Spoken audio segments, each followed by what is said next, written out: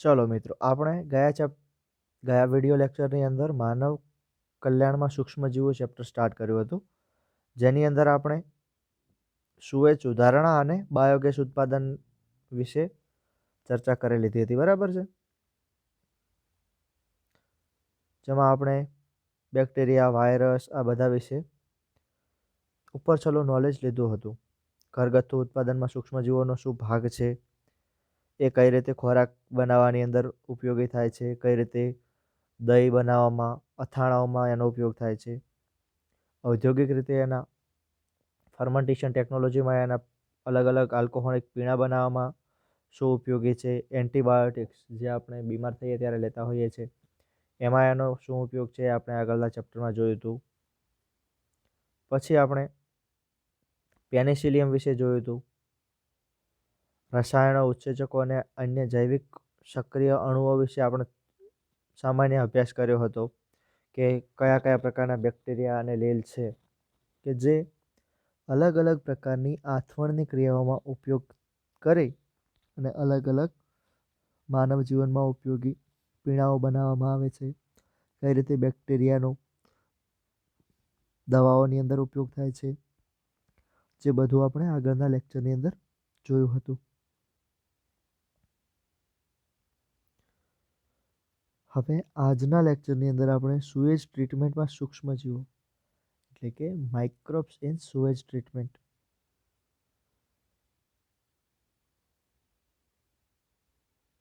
એ જોઈશું.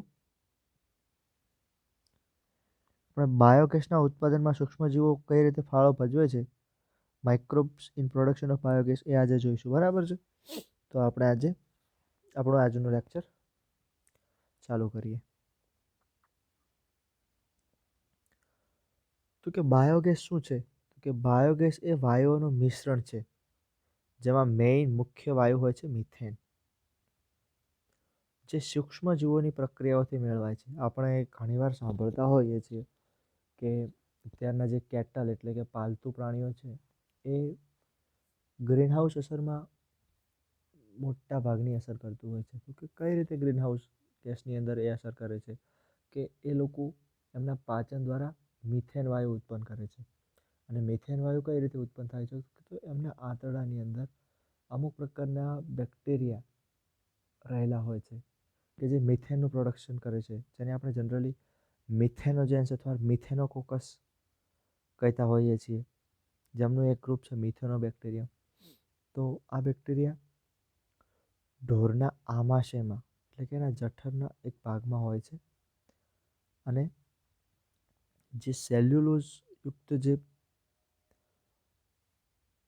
ખોરાક લીધો હોય છે માલે, એ સેલ્યુલોઝનું પાચન કરે છે અને મહત્ત્વનું યોગદાન આપે છે, પરંતુ એ પર્યાવરણને નુકસાન કરી રહ્યું છે. તો ઘણા બધા રિસર્ચ અને ઘણા બધા સર્વે એવું કહેતો હોય છે કે વધી રહેલું પશુપાલન એ પણ એક ગ્રીનહાઉસમાં તો તમે જાણતા જ હશો કે જે વૈશ્વિક તાપમાનનું મૂલ્ય છે એ દિવસે દિવસે વધતું જાય છે તાપમાન, અને ધ્રુવ પદાર્થોનો બરફ છે એ પીગળે છે, જેના લીધે દરિયાની સપાટી ઊંચી આવે છે. તો એને આપણે ગ્રીનહાઉસ અસરની એક ઇફેક્ટ માનતા હોઈએ છીએ. અને આ ગ્રીનહાઉસ અસરની અંદર ઘણા બધા તત્વો ભાગ ભજવે છે, જેની અંદર ફેક્ટરીઓ છે, પછી આપણા આ રીતના પશુપાલન છે, વધારે પડતું વનોનું કટાવું છે, સાધનો છે કે જે બધા અલગ અલગ ગેસોનું ઉત્સર્જન કરે છે, જેના લીધે ગ્રીનહાઉસ ગેસોની અંદર વધારો થાય છે અને વૈશ્વિક તાપમાનમાં પણ વધારો થાય છે. દરિયાની સપાટી ઊંચી આવે છે અને જે પૃથ્વીના ધ્રુવ પ્રદેશોનો બરફ પીગળે છે અને ઓઝોન સ્તરમાં ગાબડું પડે છે. તો આ એક આપણે ગ્રીનહાઉસ ગેસીસ શું છે એના વિશે જોઈ લઈએ. તો એ મિથેન એનો એક બીજો પણ ઉપયોગ છે કે આપણે મિથેનને વેડફવો ના હોય, વાતાવરણમાં ના જવા દેવો હોય, તો આપણે એમાંથી મિથેનને રાંધણ ગેસ તરીકે પણ વાપરતા હોઈએ છીએ. ઘણી બધી જગ્યાએ આજે પણ ગોબર ગેસ જોવા મળે છે, જેની અંદર મુખ્યત્વે આ જે મિથેન વાયુ છે એ જ હોય છે, એનું જ ઉત્પાદન થતું હોય છે. અને બાયોગેસ પ્લાન્ટ પણ ગોબર ગેસ પ્લાન્ટ અને બાયોગેસ પ્લાન્ટ લગભગ સમાન રીતે જ દેખાવ અને કાર્ય રીતે હોય છે. પણ ફરક એટલો હોય છે કે બાયોગેસ પ્લાન્ટની અંદર દરેક પ્રકારનો જે કચરો છે, દરેક પ્રકારનો જૈવિક કચરો છે એ નાખી અને ગેસનું ઉત્પાદન કરવામાં આવે છે. જ્યારે ગોબર ગેસની અંદર માત્ર અને માત્ર છાણનો ઉપયોગ કરવામાં આવતો હોય છે. તો આ એક વચ્ચેની ગ્રીન લાઈન છે, વચ્ચેનો તફાવત છે ગોબર ગેસ અને બાયોગેસ પ્લાન્ટ વચ્ચેનો. તો આપણે અહીં આગળ જોઈશું કે સૂક્ષ્મજીવો ચયાપચયની ક્રિયાઓ કરી અને જે જટિલ કાર્બોદિત પદાર્થો હોય એને સરળ કાર્બોદિત પદાર્થમાં ફેરવતા હોય છે, ત્યારે જુદા જુદા ઘટકો છૂટા પડતા હોય છે, જેમાંથી CO2 ઉત્પન્ન થાય છે. અને આ જ રીતે મિથેન વાયુ સાથે CO2 અને હાઇડ્રોજન વાયુ પણ ઉત્પન્ન થતા હોય છે, જે બેક્ટેરિયાના અજારક શ્વસનની પ્રક્રિયામાં થતા હોય છે. અજારક શ્વસન વિશે આપણે જોઈ ગયા કે અજારક શ્વસન એટલે એવું શ્વસન કે જેની અંદર ઓક્સિજન વાયુનો ઉપયોગ થતો ન હોય. આપણે બધા પ્રાણીઓ છીએ એ મુખ્યત્વે હવામાંથી ઓક્સિજન લેતા હોઈએ છીએ, પરંતુ જમીનની અંદર ઘણે ઊંડે રહેવાવાળા અથવા તો આપણા શરીરની અંદર રહેવાવાળા બેક્ટેરિયા કે જેમના માટે હવામાંનો ઓક્સિજન મળવો મુશ્કેલ છે, તો એ ઓક્સિજનનો ઉપયોગ કર્યા વગર જીવિત રહે છે અને અજારક શ્વસન કરે છે. કાર્બન ડાયોક્સાઇડનો શ્વસન વાયુ તરીકે ઉપયોગ કરે છે. જે રીતે વનસ્પતિઓ અજારક શ્વસન કરે છે એ જ રીતે. પછી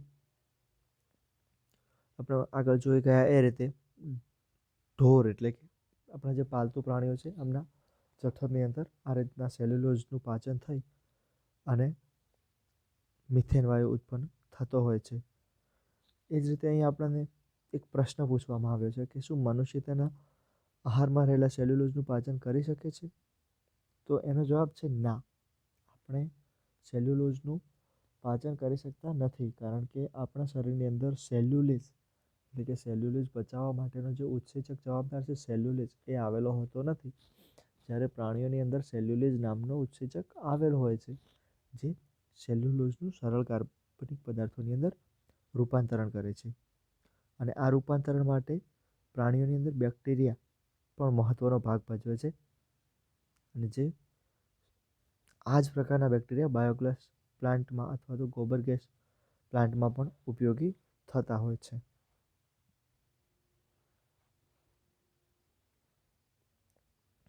હવે બાયોગેસ પ્લાન્ટ કઈ રીતનો હોય? તો કે બાયોગેસ પ્લાન્ટમાં કોન્ક્રીટનો ખાડો 10 થી 15 ફૂટનો બનાવવામાં આવે છે, જેની અંદર જૈવિક કચરો ઉમેરવામાં આવતો હોય છે. જે આપણે એની આખી એક રચના જોઈએ તો કે 10 થી 15 ફૂટ ઊંચો આ રીતનો એક કોન્ક્રીટનો કૂવા ટાઈપનો ખાડો બનાવવામાં આવતો હોય છે, જેની અંદર અલગ અલગ પ્રકારના જે સજીવ કચરો છે એ બધો નાખવામાં આવતો હોય છે. જે રીતે છાણ છે, વનસ્પતિના અમુક પાંદડા કે એવું બધું છે, પાણી નાખતા હોઈએ છીએ, પછી આપણો ખોરાકનો એઠવાડ છે, આવી બધી જાતનો અલગ અલગ જે સજીવ કચરો છે એ આપણે બાયોગેસ પ્લાન્ટમાં નાખતા હોઈએ છીએ. અને એની અંદર છાણનો કાદવ ભરવામાં આવે છે.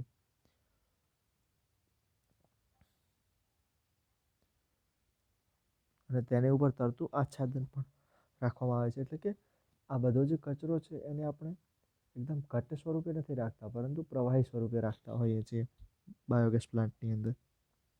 તો હવે અહીં થશે શું કે બેક્ટેરિયા દ્વારા સર્જાતા વાયુને કારણે આ આચ્છાદન ઉપર તરફ ઉછેરાય છે. એટલે કે આ જે બાયોગેસ પ્લાન્ટ છે એ ધીમે ધીમે ફૂલાય છે.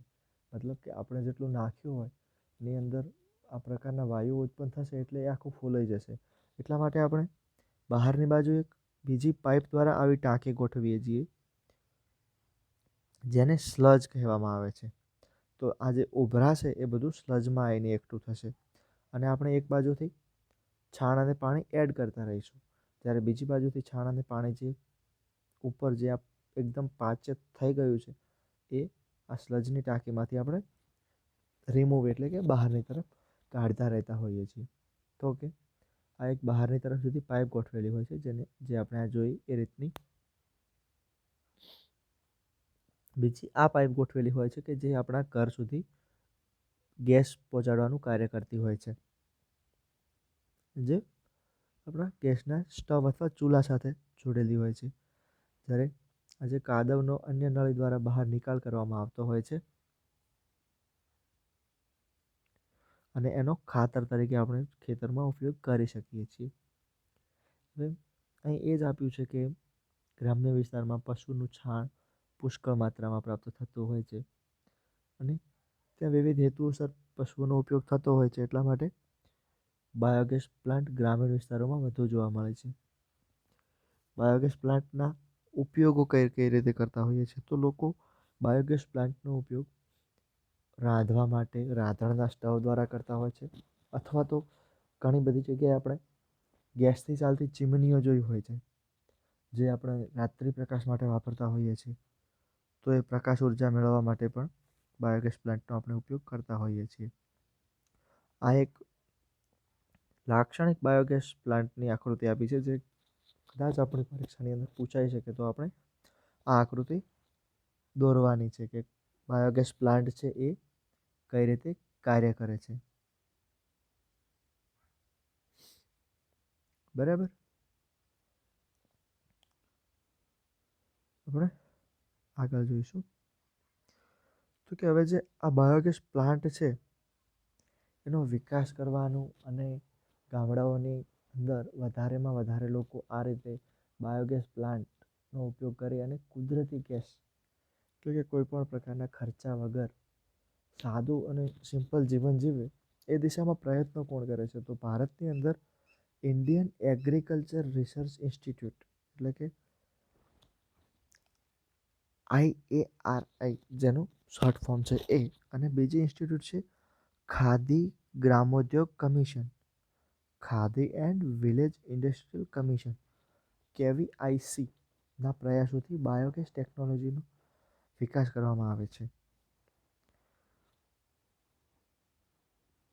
જો આપણે આજુબાજુ ક્યાંય આવો બાયોગેસ પ્લાન્ટ આવેલો હોય તો જ્યારે આપણે મળીએ ત્યારે તમે ચોક્કસ યાદ રાખી અને આપણને કહેજો કે સર આપણા વિસ્તારની અંદર ફલાણી જગ્યાએ અથવા તો પેલી જગ્યાએ બાયોગેસ પ્લાન્ટ આવેલો છે, તો આપણે ચોક્કસ એની મુલાકાત લઈશું.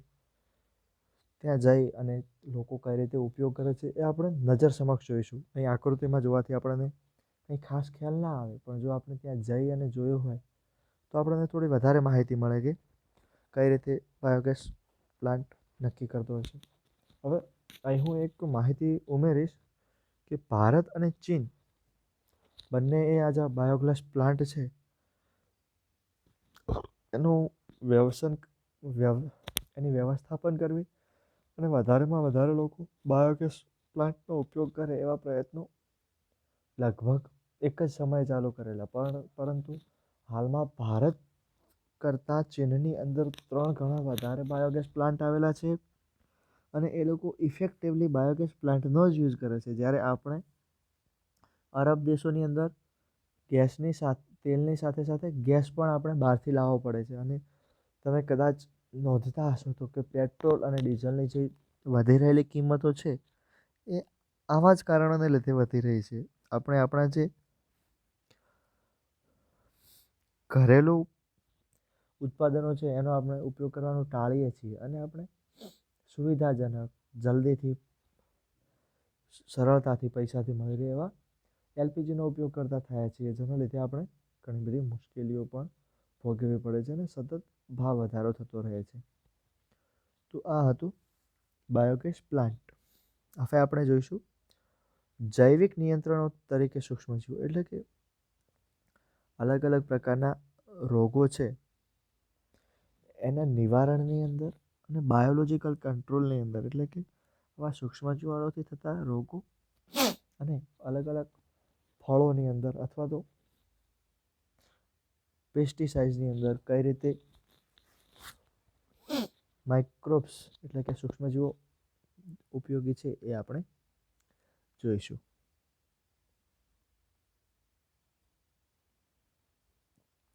જૈવ નિયંત્રકો એટલે જૈવિક પદ્ધતિના ઉપયોગ દ્વારા વનસ્પતિ રોગો અને ઉપદ્રવી જંતુનું નિયંત્રણ. એટલે કે જૈવિક નિયંત્રકો એટલે કે જે વનસ્પતિ અને પ્રાણીઓની અંદર ફૂગ અને બેક્ટેરિયા જન્ય રોગો જે હોય છે એનું નિયંત્રણ કરવું એને આપણે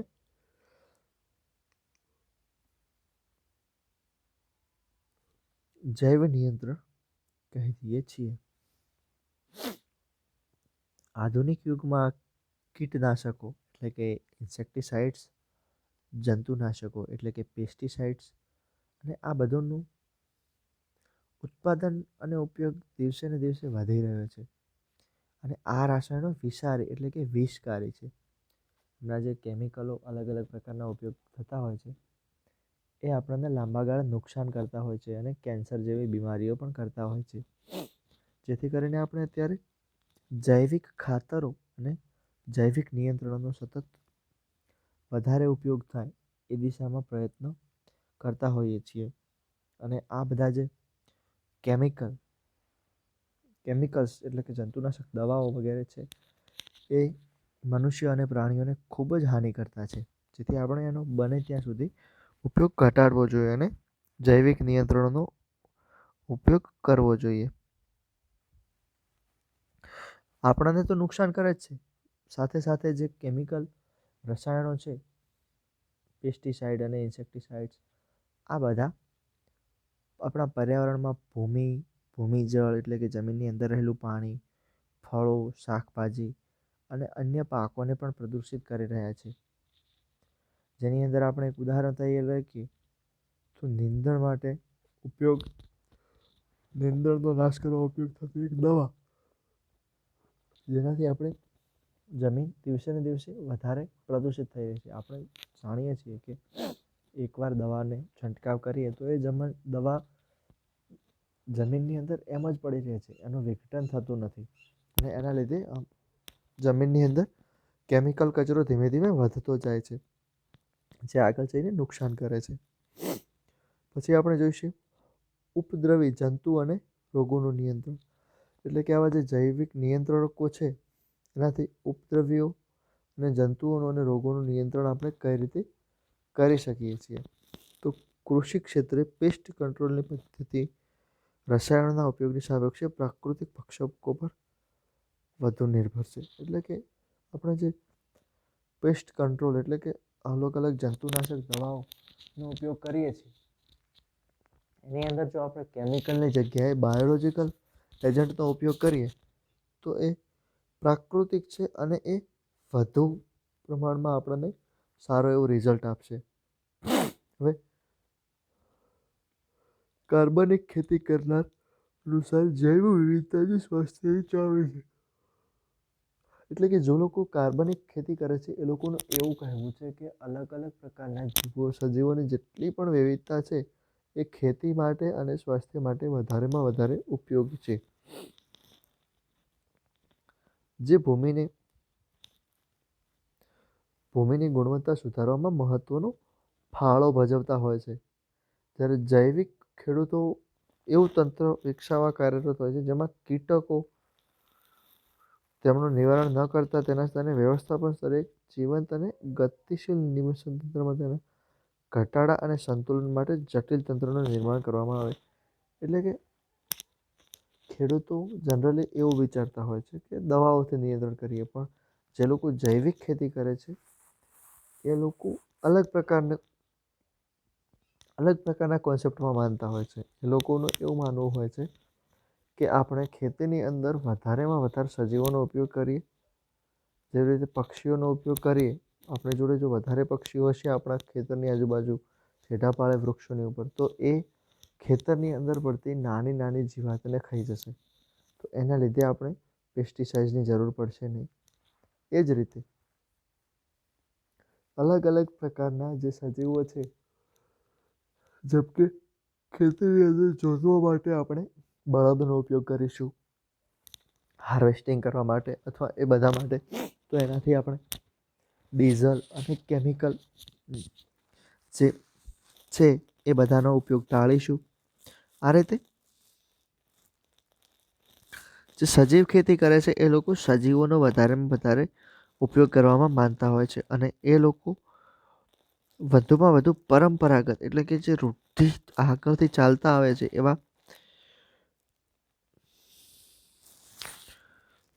એવા બધા ઉપયોગો અજમાવવામાં માને છે, પરંતુ હાલ આપણે એક સાકલ્યવાદી દ્રષ્ટિકોણ ધરાવતા હોઈએ છીએ અને એની અંદર આપણે અલગ અલગ પ્રકારના કેમિકલ, રાસાયણિક પદ્ધતિઓનો વધારેમાં વધારે અને આડેધડ ઉપયોગ કરી અને વધારેમાં વધારે લાભ કમાવાનો વિચારતા હોઈએ છીએ.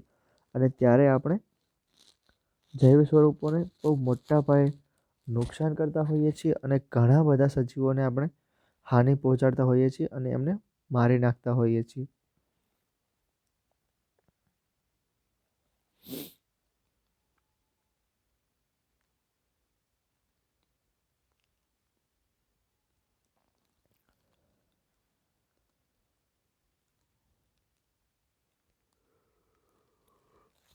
જે રીતે આપણે ઉપર જોયું એ જ રીતે કે પ્રાણી સમૂહ અને વનસ્પતિ સમૂહોની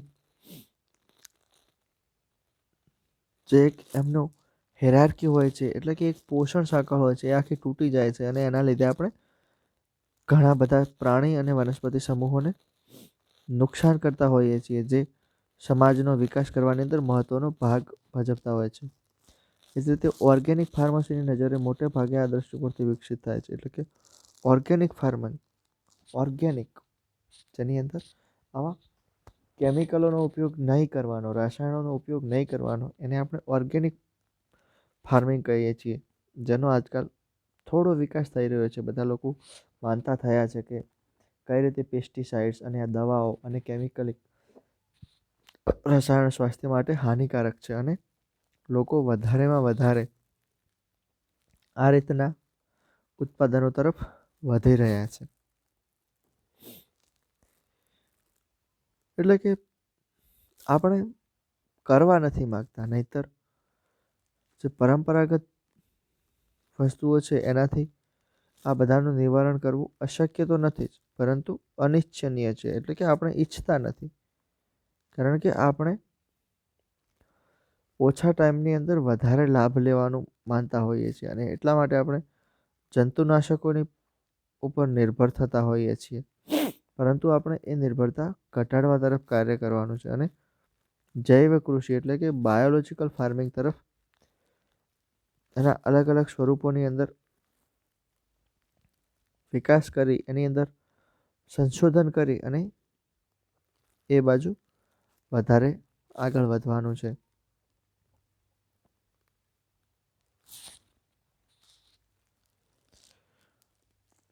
મેં અહીં બે કીટકોના નામ આપ્યા છે, એક લેડીબર્ગ અને એક ડ્રેગન ફ્લાય, જેના શરીર પર લાલ અને કાળા રંગના નિશાન હોય છે. આ રંગના ભૃંગી કીટકોનો ઉપયોગ ક્રમશઃ એફિડ્સ અને મચ્છરોથી છુટકારો મેળવવામાં ખૂબ લાભદાયી છે. સૂક્ષ્મજીવી જૈવ નિયંત્રણના ઉદાહરણ સ્વરૂપે બેસિલસ thuringiensis. હવે એટલે અહીં આ જે બે ઉદાહરણ આપ્યા છે, એ જીવો છે એ મચ્છરો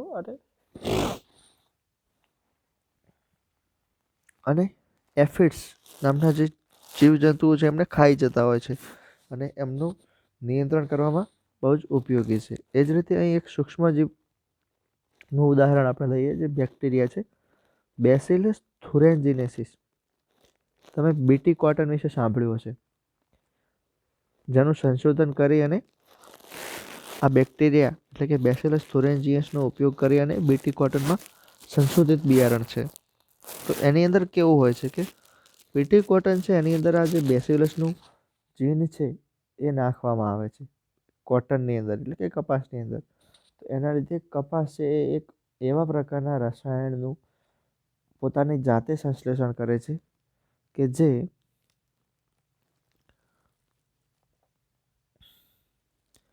પતંગિયાની જે ઈયળ છે એ જો એને ખાય તો એના શરીરની અંદર કાણા પડી જાય છે અને એ રીતે એનું નિયંત્રણ થાય છે.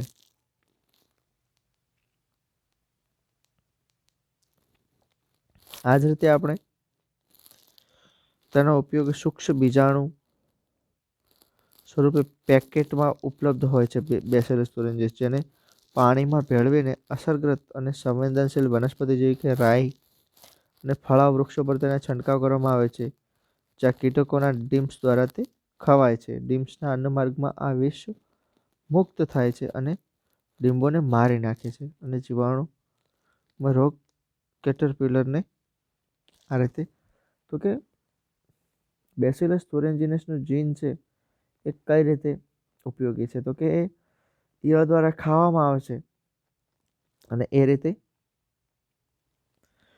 એના અન્નનળીની અંદર એ કાણા પાડી દેશે અને એ કીટકનો નાશ થશે, જે આપણે બીટી કપાસના ઉદાહરણ દ્વારા શીખીએ. અને હાલ બીટી કપાસ એ બહોળા પ્રમાણમાં ઉપયોગ થઈ રહ્યું છે. હવે આપણે પ્રકરણ 12 જે આગળ છે એની અંદર આ બીટી કોટન કઈ રીતે બનાવવામાં આવ્યું છે એના વિશે થોડું સવિશેષ જાણીશું. એ જ રીતે એક બીજું ઉદાહરણ આપ્યું છે ટ્રાયકોડર્મા નામની ફૂગ, જે રોગિષ્ટ પાકની સારવાર કરવા માટે ઉપયોગી છે.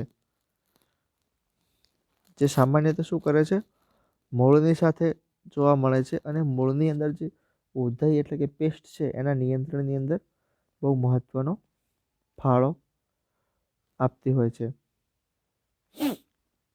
જે એક મહત્વપૂર્ણ જૈવ નિયંત્રક છે.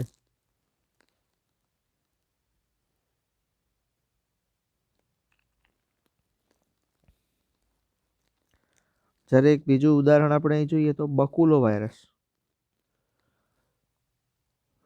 બકુલો વાયરસ શું કરે છે તો કે કીટકો અને અન્ય સંધિપાદીઓમાં રોગ સર્જે છે અને મોટા ભાગના બકુલો વાયરસ જૈવ નિયંત્રકો છે, એટલે કે એ બાયોલોજિકલ પેસ્ટિસાઇડ છે. તેમનો સમાવેશ ન્યુક્લિયોપોલીડ્રોહા વાયરસ પ્રજાતિ હેઠળ થાય છે. જે રીતે અત્યારે કોરોના છે, જે અત્યારે COVID-19 ફેલાઈ રહ્યો છે, જેનું પૂરું નામ SARS-CoV-2 છે. એ કઈ ફેમિલીમાંથી આવે છે, એની પ્રજાતિ કઈ છે તો કોરોના છે, જેને આપણે કોરોના તરીકે ઓળખીએ છીએ, પરંતુ એનું નામ શું છે SARS-CoV-2, જે કોરોના નામની પ્રજાતિ ધરાવે છે. એ રીતે આ બકુલો વાયરસ છે એ પોલીહેડ્રો વાયરસ ફેમિલી એટલે કે પોલીહેડ્રો પ્રજાતિમાંથી આવે છે.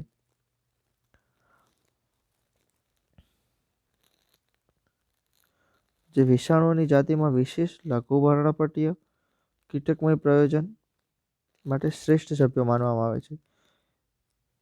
એવું જોવા મળ્યું છે કે વનસ્પતિ, સસ્તન, પક્ષીઓ અને માછલીઓ કે લક્ષ્યહીન કીટકો પર કોઈ નકારાત્મક અસર ધરાવતા નથી. એટલે કે આ બકુલો વાયરસ છે વનસ્પતિ, સસ્તન, પક્ષીઓ, માછલીઓ અને બીજા કીટકો ઉપર કોઈ પણ પ્રકારની નકારાત્મક અસર ધરાવતા નથી, એટલે કે આપણા માટે હાનિકારક નથી. એટલા માટે ઈચ્છનીય કીટકો છે જે લાભદાયી છે, એમને કંઈ નુકસાન થતું નથી, પરંતુ જે આપણને નુકસાન કરે છે એ કીટકો બકુલો વાયરસ દ્વારા ઇન્ફેક્ટેડ થઈ અને મરી જતા હોય છે, અને જેનાથી આપણને રક્ષણ મળતું હોય છે. જેથી ઇન્ટિગ્રેટેડ પેસ્ટ પ્રોગ્રામમાં તેનો ઉપયોગ કરી સંવેદી નિવસન તંત્રીય વિસ્તારનો ઉપચાર થાય છે. તો કે બકુલો વાયરસનો ઉપયોગ શેમાં કરવામાં આવે છે તો કે ઇન્ટિગ્રેટેડ પેસ્ટ મેનેજમેન્ટ. આ શબ્દ આપણે યાદ રાખવાનો છે, ક્યાંક પૂછાઈ શકે કે ઇન્ટિગ્રેટેડ પેસ્ટ મેનેજમેન્ટમાં શાનો ઉપયોગ કરવામાં આવે છે, કયા વાયરસ, તો બકુલો વાયરસ હોઈ શકે છે. અને અત્યારે જે રીતે કોરોના વાયરસ ચાલી રહ્યો છે એ રીતે વાયરસ વિશેના પ્રશ્નો પૂછાવાની શક્યતા પણ વધી જાય છે, તો આપણે રેડી રહેવાનું છે. હવે આપણે આગળના પ્રકરણની અંદર જૈવિક ખાતરો તરીકે સૂક્ષ્મજીવો એટલે કે કઈ રીતે સૂક્ષ્મજીવો છે એ જૈવિક ખાતરો તરીકે ઉપયોગી છે એ જોઈશું. અને એના પછી આપણે એક